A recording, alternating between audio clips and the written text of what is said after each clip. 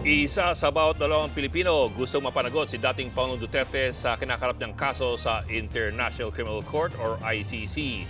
Base po yan sa isang bagong survey ng SWS.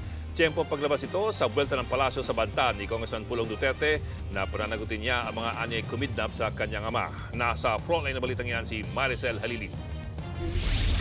Dapat nga bang panagutin si dating Pangulong Rodrigo Duterte kaugnay ng patayan sa madugong war on drugs? Kung ang pinakabagong survey ng Social Weather Stations ang pagbabasihan, pabor dyan ang karamihan ng Pilipino. 50% ng 1,500 Filipino adults ang nagsabing agree sila. Katumbas yan ng 7 sa bawat 10 Pilipino, habang mas kaunti o 32% ang hindi pumabor na mapanagot si Duterte. Kinomisyon ng Strat-based group ang survey na ginawa noong September 24 to 30. Ilang araw lang yan matapos i-postpone ng International Criminal Court ang confirmation of charges hearing ni Duterte dahil sa kondisyon ng kanyang kalusugan.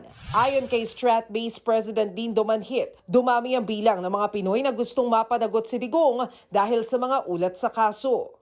Just a month after the arrest, mga April, nakita namin yung numero was 20.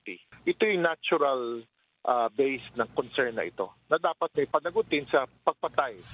Ayon pa sa survey, Visayas ang may pinakamaraming pumabor o 54% na mapanagot ang dating Pangulo. Sinundan niya ng Metro Manila na 53%, habang pinakakaunti o 39% ang Mindanao na kilalang baluarte ng mga Duterte. Lalakas pa yan pag nagpatuloy yung case sa ICC, lumabas ang mga ebidensya, makita natin magsalita ani ang mga witnesses or mga affected individuals or families. Nitong Biyernes lang nang ibasura ng ICC ang hiling na interim release o pansamantalang paglaya para sa dating Pangulo. Giit ni Professor Manhit, posible ring makaapekto yan sa mga susunod na survey. Information na patuloy na sinishare na illegal ang pag-arrest, matanda na, nakapreso pa, kawawa naman, solo doon, walang kasama. Diba? So may mga ganong disinformation na nangyayari at dahil doon, nagkakaroon ng sympathy. Matapos naman hindi payagan ang interim release ni Duterte, nagpapala ang anak niyang si Davao City Congressman Paulo Duterte na mananagot daw ang aniyay kumidnap sa kanyang ama.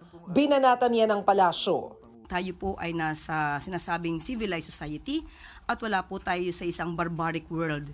So dapat po tayong tumugon kung ano po ang rule of law at hindi po tayo dapat natatakot o lagi na lamang nabubuhay sa pananakot. Nagbabalita mula sa Frontline, Maricel Halili, News 5. Mga kapatid, Mean Los Baños po, huwag magpahuli sa mga balita at impormasyong dapat ninyong malaman. Para sa mas malawak na balitaan at diskusyon, mag-follow at mag-subscribe na sa social media pages ng News 5.